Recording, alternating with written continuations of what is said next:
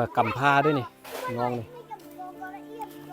ครอบครัวเงินเจ้ากับหลังแคมทางฮะเนาะเงินหลังน้อยๆฮะเนาะแล้วก็บวกกับพ่อของเราก็บ่ค่อยอันนั้นปานใดอ้ายเว้าได้บ่อ้ายเว้าได้อยู่หรอกเนาะปีนี้ได้เข้าหลายอยู่บ่ปีนี้บ่ได้หลายปานใดเนาะมักเดยบ่ได้เฮ็ดแต่มักเดยบ่ได้เฮ็ดเฮ็ดแต่ข้าวกินเนาะได้จักเป่าได้ข้าวได้10ปลายเป่ากินฮอดแม่อยู่บ่แม่ก็ได้โทรมาอยู่บ่ได้โทรมาแต่ว่าแม่บ่ได้ติดต่อมาบ่มีเฟซบ่มีเบอร์แม่เลยแต่บ่มีเนาะก็คิดฮอดแม่เนาะคิดฮอดก็อดเอาแล้วเนาะเพราะว่าติดต่อบ่ได้เด้เนาะตัวน้อยเนาะตัวน้อยตัวบ่ได้ใหญ่16ปียังน้อยอยู่พี่น้องเอ้ยน้อง2คนแม่นบ่อยู่เฮือนเดียวนี่ฮะคนหนึงล่ะให้คนอื่นเลี้ยงเนาะเหลือแต่2คนแล้วก็เจ้าอ้ายเจ้าเด้อ้ายไปเล่นแต่ที่จริงเราก็ยังอยู่เฮือนอยู่บ้านอยู่เนาะแต่ว่าเราไปเล่นยังบ่ทันได้เอาเมียเนาะอ้ายเนาะคู่มือนี่เฮ็ดหยังคู่มือนี่เวียกเฮ็ดให้แล้วก็อยู่ละเพราะว่าช่วงนี้ให้เฮ็ดแล้วล่ะเนาะเฮ็ดให้แล้วเด็กน้อยบ่ฮู้อีโน่อีนี่อย่างพี่น้องต้องมารับภาระต้องมาเจอสภาพครอบครัวแบบนี้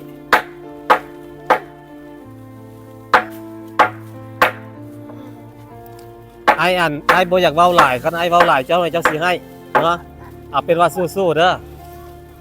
สู้ๆมันบ่มีไผจะให้มันเกิดขึ้นแบบนี้หรอกแต่ว่ามันเกิดขึ้นแล้วเฮาก็ต้องยอมรับกับมันแล้วก็อยู่กับมันเนาะอยู่กับมันให้ได้แล้วก็เกิดว่าเฮาไปมีครอบครัวสร้างครอบครัวก็หาคนที่ดีๆอีตนผู้เป็นลูกก็คือแบบคนที่บ่อยากให้ลูกเฮามาเจอแบบที่เฮาเป็นแบบนี้นะเนาะเจ้าก็น้อยใจแน่นอนว่ามันต้องน้อยใจเนาะบ่ให้เด้อไอ้ขอโทษตั้งมกตั้งใจเด้อเพราะว่าแม่เราก็มีเหตุผลของเราเฮาแหละเราก็บ่ได้ตั้งใจสิทิ่มเฮาไปดอกเนาะบ่ต้องไปเครียดไปสร้างเราเนาะพ่อแม่บ่ต้องไปเครียดไปสร้างกับเจ้าเฮ็ดให้เฮามีเฮาขึ้นมาเกิดเฮาขึ้นมาเฮาก็ดีใจแล้วพอใจแล้วเนาะถือว่ากับเจ้ามีบุญคุณกับเฮาแล้วเนาะกับเจ้าสิเป็นอะไรก็ยากสิซั่วสิดีได้กับพ่อแม่เฮาเนาะบ่ต้องเครียดให้กับเจ้าเด้อพ่อแม่น่ะบ่ต้องเครียดให้เพิ่นตั้งใจหรือมีแต่น้องใหญ่ขึ้นมาแล้วหาแนวเฮ็ดงานทำหาแนวที่มันหาสร้างครอบครัวก็พยายามเฮ็ดบ่ให้มันเป็นคือแบบที่เฮาเจอหั่นนะอ้ายเชื่อว่ามันสิเป็นภูมิต้านทานที่ดีมันสิเป็นแรงผลักดันให้เจ้าเข้มแข็งให้เจ้าเป็นผู้ใหญ่ที่ดีเด้อบ่ต้องเสียใจเฮาอาจจะเครียดเฮาอาจจะเสียใจได้อยู่แต่ว่าเฮาก็ต้องยอมรับกับมันแน่นอนว่าแม่เจ้าก็บ่อยากให้มันเป็นแบบนี้บ่มีไผดอกจะให้ครอบครัวแตกแยกแม่นบ่คือเฮาคือกันเฮาก็บ่อยากให้แม่เฮาป้าพ่อเฮาบ่อยากให้พ่อเฮาป้าแม่เฮาแบบนี้นะเฮาก็อยากให้พ่อแม่เฮาอยู่นำกันเฮาก็อยากอยู่กับพ่อกับแม่แบบนี้คือกันกับเฮานี่แหละเวลาเฮามีครอบมีครัวไปเอาลูกเอาผัวไปเฮาก็บ่อยากป้าอยากฮากแต่ว่ามันฮอดมื้อใดมื้อนึงมันฮอดมื้อที่แบบว่ามันบ่แม่นคู่กันแล้วนะมืดบุญต่อกันแล้วก็เลิกกันไปนะเฮายอมรับกับมันอยู่กับมันให้ได้เนาะอันนี้ให้เจ้าไว้ซื้ออยู่ซื้อกินเด้อบ่ฮู้ว่ามันเท่าไหร่50 60 70 75,000โดยบ่เป็นหยังสู้ๆเด้อสู้ๆตั้งมกตั้งใจแล้วตอนแรงบางเทื่ออ้ายสิไปลิ้นเฮือนเจ้าเด้ออ้ายอยากเห็นอยู่อ้ายอยากไปเบิ่งอยู่เฮือนเจ้าเป็นแบบใดมาแบบใดใช้ชีวิตกันแบบใดนะอ้ายก็อยากรู้คือกันแล้วอ้ายสิไปลิ้นนำแล้วเคยมีบ่แบบว่าเฮาลิ้นนํคนที่เขา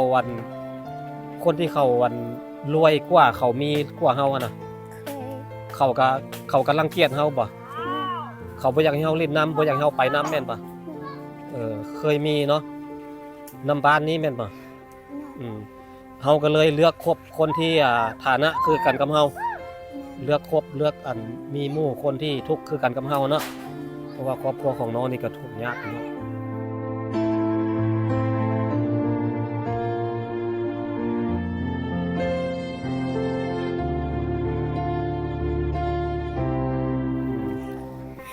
พอดีบอกเพื่อนก็พอสิฮู้จักล่ะเรื่องราวครอบครัวของน้องคนนี้อยู่เนาะพี่น้องบ่ฮู้ว่าเราชื่อหยังเดี๋ยวเพิ่นจะถามเพิ่นครอบครัวของน้องก็ค่อนข้างที่จะยุ่งยากคับสนหน่อยหนึงอันสบายดีเนาะน้องชื่อว่าแนวใด เซียนนา ชื่อแอนนาอายุจักปีละ สี่หด 16 ปีเนาะเข้าโรงเรียนอยู่บ่ ปเขา บ่ได้เข้าโรงเรียนเจ้าเรียนห้องใด ปห้า ป .5 เรียนห้องป .5 ก็แสดงว่าพอเว้าลาวได้อยู่เนาะบางคำก็เข้าใจบางคำก็บ่เข้าใจหมดเนาะน้องแอนนาเรียนอยู่ป .5 เป็นมงหยัง มองเล่าม งเล่าเป็นมงเล่าส่วนหลายบ้านนี่สิเป็นมงว่าหลายเนาะแต่ว่าจะเป็นมงเล่าเนาะจะเป็นเอ้ยกกแม่นบ่จะมีน้องจักคน สั้นคน มีน้อง3 คน อันนั้น แล้วรวมเจ้าละเป็น4 คนเนาะ มีไอ บ่มีอ้ายอีกมีอ้ายจักคน คนหนึ่ง อ้ายคนหนึงแสดงว่า3 4 5ทั้งหมดมี5 คน แม่ แล้ววันคุมือนี่เจ้าอยู่กับไผ อยู่กับพ่อ อยู่กับพ่อแล้วแม่เด้ แม่บ่อยู่แล้ว แม่บ่อยู่แล้วแม่เราเลิกกับพ่อแล้วแม่นบ่ แม่ แม่เราปะกันกับพ่อแล้วคุมือนี่แม่เราไปอยู่ไส ไปไทยแล้ว ไปไทยไปเฮ็ดเวียกอยู่ไทยเนาะแล้วสิเจ้าละผู้เป็นลูกแล้วอยู่นำพ่อมาเลยพ่อแม่ป้ากันดนแล้วบ่ รักกันแล้ว ได้ดนแล้วบ่ได้จักปี ส่งปีแล้ว ได้2 ปีแล้วเมื่อนั้นไอเห็นน้องเจ้าน้องล่าผู้หญิงแม่นบ่น้องสาวเจ้าฮะ ไม่มี ผู้ชายบ่ มีแต่ผู้ชาย มีแต่ผู้ชายแล้วไอเห็นนั่นแม่เจ้าเอาให้อันคนหนึงเลี้ยงคนอื่นเลี้ยงผู้น้อยหั่นน่ะแม่นบ่แม่เจ้าเอาให้เลี้ยงหรือว่าพ่อเจ้าเป็นคนขาย แม่เอามาเรียน แม่เอาให้เลี้ยงเอาให้แม่เฒ่าอันนั้นเลี้ยงไอเห็นเราอุ้มไปอุ้มมาหลายแล้วถามน้องอายิยี่เฮ้อนะยี่เฮ้อบอกว่าเป็นน้องของเจ้า เป็นแบบว่าพ่อแม่เลิกกันแล้วลูกน้องสาวน้องชายเจ้าผู้น้อยหั่นแหละอยู่นำแม่แล้วไปไทยพ่อแม่ไปไทยแม่เราเอาให้อันแม่เฒ่าอันนั้นเลี้ยงเราละเลี้ยงเหงาแม่เฒ่านั้นน่ะเป็นพี่น้องกันกับแม่เจ้าบ่ แม่นเป็นน้อง เป็นพี่น้องกันกับแม่เจ้าเนาะแล้วเอาให้เลี้ยงเอาให้เลยบ่หรือว่าเอาให้เลี้ยงท่า ให้เรียนซื้อ เอาให้เลี้ยงซื่อๆแล้วแม่เจ้ากลับมาก็เราก็เอาคือเก่าก็กำพร้าด้วยนี่น้องนี่ครอบครัวเงินเจ้ากำลังแคมทางฮะเนาะเงินหลังน้อยๆฮะเนาะแล้วก็บวกกับพ่อของเราก็บ่ค่อยอันนั้นปานใดอ้ายเว้าได้บ่อ้ายเว้าได้อยู่หรอกเนาะพ่อเจ้าเราก็บ่ได้ให้เฮ็ดสวนบ่ เฮ็ด เฮ็ดคือกันบ่เฮ็ดให้ ปีนี้ได้เข้าหลายอยู่บ่ปีนี้ บ่ได้หลายบ่ได้หลายปานใดเนาะมักเดยบ่ได้เฮ็ดเลย มาโดยบ่เฮ็ด มักเดยบ่ได้เฮ็ด เฮ็ดแต่เขาเฮ็ดแต่ข้าวกินเนาะได้จักเป่าได้ข้าว สิไป ได้10ปลายเป่าเพื่อนเจ้าก็มีไฟฟ้าอยู่บ่ มี มีเนาะต่อน้ำไทยบ้านนั่นบ่ แม่ ขอต่อน้ำเขาเนาะเพราะว่าบ่ได้ลงไฟเองกินฮอดแม่อยู่บ่แม่ก็ได้โทรมาอยู่บ่บ่ได้โทรมาเจ้าก็มีโทรศัพท์ มีโทรศัพท์อยู่เนาะแต่ว่าแม่บ่ได้ติดต่อมาบ่มีเฟซบ่มีเบอร์แม่เลยแต่ บ่มีเบอร์แม่ บ่มีเนาะก็คิดฮอดแม่เนาะเจ้าเราก็เฮ็ดให้บ่ได้ติดต่อกันเลยคิดฮอดก็อดเอาแหล้วเนาะเพราะว่าติดต่อบ่ได้เด้เนาะน้องแอนนาน้องพี่น้องอายุ13บ่ 16ไอ้ลืม16 ปีซ้ำกับน้องไนบ่น้องไนจักปีน้องไนอายุน้อยกว่าบ่ 5 ปี น้องไน14เนาะเจ้า16โตน้อยเนาะโตน้อยโตบ่ใหญ่16 ปียังน้อยอยู่พี่น้องเอ้ยซ้ำกันบ่กับน้องน้องคนนั้นอายุน้อยกว่านะน้องนี้หั่นน่ะอายุ16 ปียังโตน้อยอยู่พี่น้องเป็นสาวน้อยแล้วเดี๋ยวนี้อันพ่อเจ้าก็อยู่เฮือนบ่ อยู่ พ่อก็อยู่น้องก็อยู่บ่ น้องอยู่ น้อง2 คนแม่นบ่อยู่เฮือนเดี๋ยวนี้ฮะคนหนึงล่ะให้คนอื่นเลี้ยงเนาะเหลือแต่2 คนแล้วก็เจ้าอ้ายเจ้าเด้ ไปลิ้นแล้ว อ้ายไปเล่นแต่ที่จริงเราก็ยังอยู่เฮือนอยู่บ้านอยู่เนาะ อยู่ แต่ว่าเราไปเล่นยังบ่ทันได้เอาเมียเนาะอ้ายเนาะ ได้ อ้ายเจ้าจักปีละอ้ายเจ้า 18 18 ปีเนาะใหญ่แล้วซะเป็นบ่าวแล้ว18 ปีแล้ววันครูมือนี่เฮ็ดหยังครูมือนี่เวียก เฮ็ดให้แล้วอยู่สิ เฮ็ดให้แล้วก็อยู่ละเพราะว่าช่วงนี้อันให้อันเฮ็ดแล้วล่ะเนาะเฮ็ดให้แล้วแล้วเฮ็ดให้เฮ็ดเข้าแล้ววันพ่อเจ้าเราก็เคยให้เจ้าอยู่บ่บ่ให้บ่เราบ่ให้บ่ได้บ่เราก็ได้เจ้าอยู่บ่บ่ได้เนาะเพราะว่าพ่อของน้องนั้นบ่ฮู้ว่าบ่เพิ่นเราได้หรือบ่เนาะพี่น้องก็คล้ายๆกันกับครอบครัวกับเจ้านี่แหละเนาะพ่อเจ้าก็คล้ายๆกันกับเจ้านี่แหละเนาะเอาเป็นว่าบ่เว้าให้หลายๆคนอาจจะเข้าใจอีตนแต่เด็กน้อยเราบ่เพิ่นอีตนแต่ผู้เป็นลูกอีตนแต่อีตนแต่เด็กน้อยบ่ฮู้อีโน่อีเหน่หยังพี่น้องต้องมารับภาระต้องมาเจอสภาพครอบครัวแบบนี้แล้ววันไอ้บ่อยากเว้าหลายคันไอ้เว้าหลายเจ้าให้เจ้าสิให้เนาะเอาเป็นว่าสู้ๆเด้อสู้ๆมันบ่มีไผจะให้มันเกิดขึ้นแบบนี้หรอกแต่ว่ามันเกิดขึ้นแล้วเฮาก็ต้องยอมรับกับมันแล้วก็อยู่กับมันเนาะอยู่กับมันให้ได้แล้วก็เกิดว่าเฮาไปมีครอบครัวสร้างครอบครัวก็หาคนที่ดีๆอีตนผู้เป็นลูกก็คือแบบคนที่บ่อยากให้ลูกเฮามาเจอแบบที่เฮาเป็นแบบนี้นะเนาะเจ้าก็น้อยใจแน่นอนว่ามันต้องน้อยใจเนาะบ่ให้เด้ออันไอ้ขอโทษตั้งมกตั้งใจเด้อเพราะว่าแม่เราก็มีเหตุผลของเรานั่นแหละเราก็บ่ได้ตั้งใจสิทิ่มเฮาไปดอกเนาะบ่ต้องไปเครียดไปสร้างเราเนาะพ่อแม่บ่ต้องไปเครียดไปสร้างกับเจ้าเฮ็ดให้เฮามีเฮาขึ้นมาเกิดเฮาขึ้นมาเฮาก็ดีใจแล้วพอใจแล้วเนาะถือว่าเขาเจ้ามีบุญคุณกับเฮาแล้วเนาะ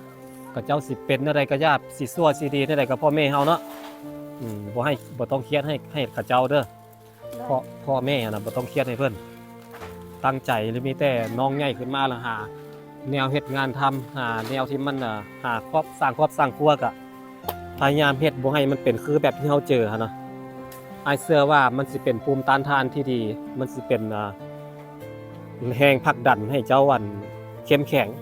ให้เจ้าเป็นผู้ใหญ่ที่ดีเด้อบ่ต้องเสียใจเฮาอาจจะเครียดเฮาอาจจะเสียใจได้อยู่แต่ว่าเฮาก็ต้องยอมรับกับมันแน่นอนว่าแม่เจ้าก็บ่อยากเกิดบ่อยากให้มันเป็นแบบนี้บ่มีไผดอกจะให้ครอบครัวแตกแยกแม่นบ่คือเฮาคือกันเฮาก็บ่อยากให้แม่เฮาป้าพ่อเฮาบ่อยากให้พ่อเฮาป้าแม่เฮาแบบนี้นะเฮาก็อยากให้พ่อแม่เฮาอยู่นํกันเฮาก็อยากอยู่กับพ่อกับแม่แบบนี้คือกันกับเฮานี่แหละเวลาเฮามีครอบมีครัวไปเอาลูกเอาผัวไปเฮาก็บ่อยากป้าอยากฮ้างแต่ว่ามันฮอดมื้อใดมื้อนึงมันฮอดมื้อที่แบบว่ามันบ่แม่นคู่กันแล้วนะมืดบุญต่อกันแล้วก็เลิกกันไปนะเฮายอมรับกับมันอยู่กับมันให้ได้เนาะให้น้องตั้งใจให้น้องกันสู้ๆเด้ออันนี้ไอ้ให้เจ้าไว้ซื้ออยู่ซื้อกินเด้อบ่ฮู้ว่ามันเท่าไหร่50 60 70 75,000โดยบ่เป็นหยังสู้ๆเด้อสู้ๆตั้งมกตั้งใจแล้วตอนแรงบางเทื่ออ้ายสิไปลิ้นเฮือนเจ้าเด้ออ้ายอยากเห็นอยู่อ้ายอยากไปเบิ่งอยู่เฮือนเจ้าเป็นแบบใดมาแบบใดใช้ชีวิตกันแบบใดนะอ้ายก็อยากรู้คือกันแล้วอ้ายสิไปลิ้นนำผู้ดีน้องมื้อนี้มาลิ้นนำน้องไนแม่นบ่บังเอิญย่างมาแล้วก็มาเจออ้ายนี่มาลิ้นนำน้องไนเป็นหมู่กันเป็นเพื่อนกันแล้วเคยมีบ่แบบว่าเฮาลิ้นนำคนที่เขารวยกว่าเขามีกว่าเฮาน่ะเขาก็รังเกียจเฮาบ่เขาบ่อยากให้เฮาเล่นน้ำบ่อยากให้เฮาไปน้ำแม่นบ่เคยมีเนาะน้ำบ้านนี้แม่นบ่เฮาก็เลยเลือกคบคนที่ฐานะคือกันกับเฮาเลือกมีหมู่คนที่ทุกข์คือกันกับเฮาเนาะเพราะว่าครอบครัวของน้องนี่ก็ทุกข์ยากเนาะเคยมีเนาะเอาให้เจ้าตั้งใจใหญ่มาแล้วตั้งมกตั้งใจหาเวียกเฮ็ดงานทำที่มันดีเจ้าคันแม่นหาเอาลูกเอาผัวก็บ่ต้องหาคนที่เขา อันนั้นน่ะหาคนที่เขาฮักเฮาอีหลีอะนะหาคนที่เขาฮักเฮาได้ฮักในสิ่งที่เฮาเป็นเฮาทุกข์เฮายากเขาก็ฮักเฮาแบบนี้นะเด้อแต่ทางที่ดีก็คือยังน้อยอายุยังน้อยบ่ต้องฟ้าวเอาใหญ่มาเป็นสาวนะงามๆแล้วไปหาเฮ็ดเวียกเฮ็ดงานมันได้เงินได้คำเบิ่งพ่อเบิ่งแม่เบิ่งน้องก่อนเสื้ออ้ายผ่านมาหลายเนาะครอบครัวนะเอายามใดก็ได้ขอแต่ว่าเฮามีที่อ้ายบอกน้องนี่อ้ายหวังดีแล้วก็อยากให้น้องหันมีชีวิตที่ดีนะคันเจ้าเอาผัวไวคันเจ้าเอาผัวไวกับมันก็เสียให้เจ้าบ่ได้ใช้ชีวิตในช่วงวัยรุ่นแบบนี้นะคันเจ้าเอาผัวปึ๊บผัวพาไปให้สวนมันก็สิวนเวียนอยู่แต่กับไม้กับสวนแบบนี้นะเฮาก็สิทุกข์ไปเรื่อยๆแบบนี้นะทางที่ดีก็คือแบบคือเอ้ยเมาจื้อเห็นบ่เมาจื้อเข้าปะหัวเขาอันนั้นก็เจ้าไปหาเฮ็ดเวียกอยู่อยู่เมืองไทยน่ะก็เจ้าได้เงินเลยเนาะก็เจ้ามีเงินแบบนั้นน่ะไปทำงานแบบนั้นเฮ็ดเงินฝากเงินให้พ่อให้แม่เฮ็ดเงินเฮ็ดทรายเบิ่งน้องเบิ่งหยังแบบนี้นะแบบนั้นดีกว่าใช้ชีวิตก่อนอายุ20ปีชีวิตจะ2ปีก็จะเหงาอายุเฮายังน้อยอยู่ใช้ชีวิตก่อนอ้ายก็ยังเอาเมียตอนอายุ29ปีอ้ายเอาเมีย29 30แล้วอ้ายเอาเมียอ้ายก็เคยเจอคือกันนั่นแหละแบบว่าหมู่คนที่เขารังเกียจเฮาคนเขาตีว่าเฮาทุกข์แล้วบ่อยากลิ้นน้ำเฮาอะนะเฮาบ่มีลิ้นน้ำไผเขาก็บ่อยากให้ลิ้นน้ำมันน่ะอ้ายก็เคยเจอคือกันหมู่ที่เป็นแบบนั้นน่ะมันบ่ได้เป็นหมู่ที่บ่จริงใจเป็นหมู่ที่บ่น่าคบต่อให้เขาสิอันนั้นเฮาดีแล้วล่ะที่เขาเฮ็ดแบบนั้นกับเฮาอะนะเขาบ่ลิ้นน้ำเฮาก็บ่เป็นหยังเฮาก็บ่ต้องลิ้นน้ำเขาไปเนี่ยเขาไอ้สิว่าประสานก็คือเขาว่าดูทุกเฮาที่เฮาทุกเขาหัวเลาะก็คือเขาเย้ยเฮาที่เฮาแตกต่างบ่คือเขาสำหรับอ้ายนะอ้ายก็หัวเลาะอ้ายก็อันนั้นเขาคือกันเพราะว่าเขาคือกันหมดแบบนี้นะเพราะว่าเขาเป็นคือกันหมดเลยเขาเป็นคนที่แบบบ่น่าคบแบบนี้นะเพราะว่าสำหรับอ้ายแล้วน่ะบ่ว่าสิทุกข์สิรวยสิจนมันก็คนคือกันเนาะมันก็คนคือกันมันถ้าคนที่รังเกียจคนน่ะคนนั้นน่ะบ่น่าคบดีแล้วที่เขาอันนั้นแบบนี้กับเฮาน่ะเฮาจังสิได้ฮู้ว่าหมู่คนใดจริงใจแล้วก็คนใดบ่จริงใจกับเฮานะเฮาเลือกคบคนที่เขาจริงใจกับเฮาละดีละบ่ต้องไปแคร์แล้วบ่ต้องไปสนใจดอกคนที่เขาคิดกับเฮาแบบนั้นน่ะเด้อบ่ต้องไปแคร์เขาอยากเว้าใดๆก็ย่าเขาเอาไว้มื้อใดมื้อหนึ่งเฮามีแล้วเขาหักสิอายเฮาเองเนาะมีแต่ให้น้องกันตั้งใจแล้วก็สู้ๆอดทนเข้มแข็งเด้อบัดเรามีโอกาสแล้วอ้ายสิตอนแรกคันอ้ายยังบ่ฟ้าวกลับแล้วอ้ายสิไปแวะลิ้นนำเด้อแวะลิ้นนำอยู่เฮือนปกติก็อยู่เฮือนเนาะเจ้าเนาะบ่ได้ไปไสเนาะเอาขอบใจหลายๆขอบใจน้องเนาะน้องเพิ่นไปต้นเนาะให้กำลังใจน้องอ้ายให้กำลังใจเด้อสู้ๆเด้อโดยเอาไว้มีโอกาสได้มาแต่ละเทื่อแล้วอ้ายสิไปแวะลิ้นนำเห็นอ้ายอยู่ใส่คันอ้ายทักถามอ้ายคุยนำแล้วเว้านำอ้ายโลดเด้ออ้ายเป็นคนที่บ่รังเกียจคนอ้ายเป็นคนใจดี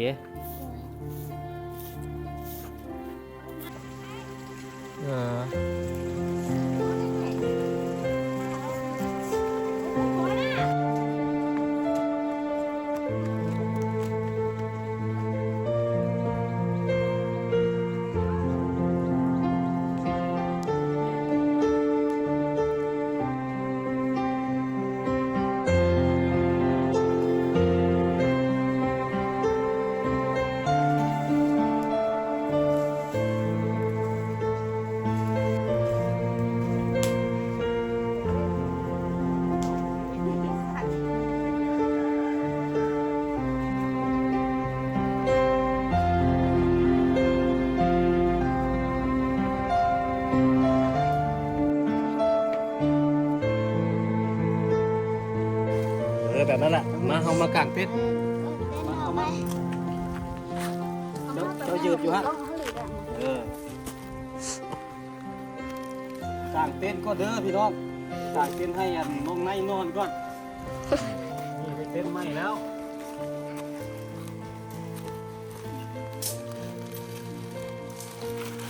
ก็กางเป็นอยู่ป่ะโอ้ใหญ่อยู่ป่ะเขาบอกว่า2 เมตรกว้าง2 เมตรนอนได้อยู่หรอกก่อนเดินมาต้องวางไว้ตรงนี้จะเอาอันนี้ออกมา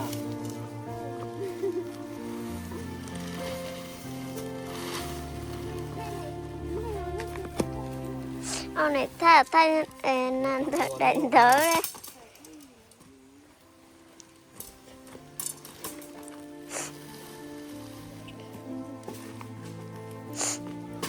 เต็มทองหาด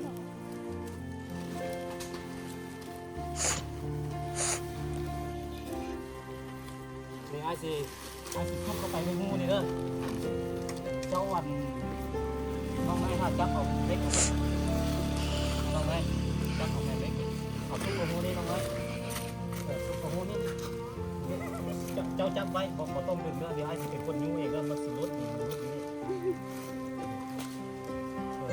ลายสิเป็นคนยูเด้อไอซีเป็นคนยูไปเดี๋ยวเจ้าเราใส่ตัวงูมาฮะใส่หูเดี๋ยวนะใส่หูหูนั่นแหละเป็นคนงูไปเด้อฮะจับมันไว้มีงูอีกป่ะมีงูกับซุกเข้า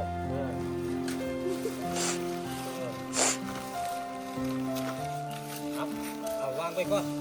เอาวางไว้ก่อนวางไว้มาเอาตัวนี้แบบนี้นะ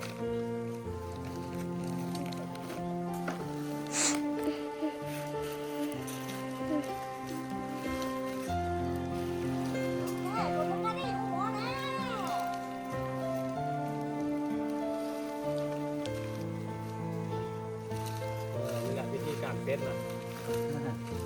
ซุกเข้าข้างบนแบบนี้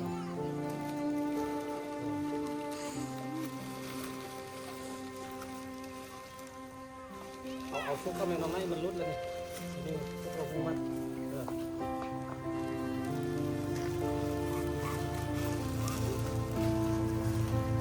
วันนี้นอนแล้วเอายกอ้อแล้วเอาห้องปูกันแล้วยังเอามาย่างกันได้เนาะ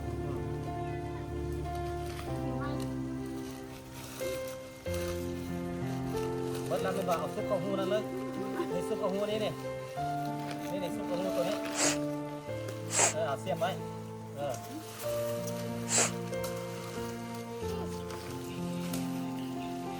นี่เอาตั้งไว้เดี๋ยวจะยังดึงนะ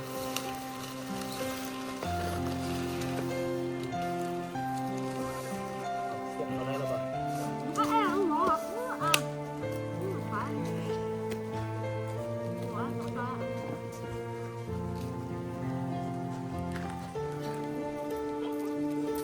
Cô lại gặp cô hổ mà người cô mà không có tội. โอ้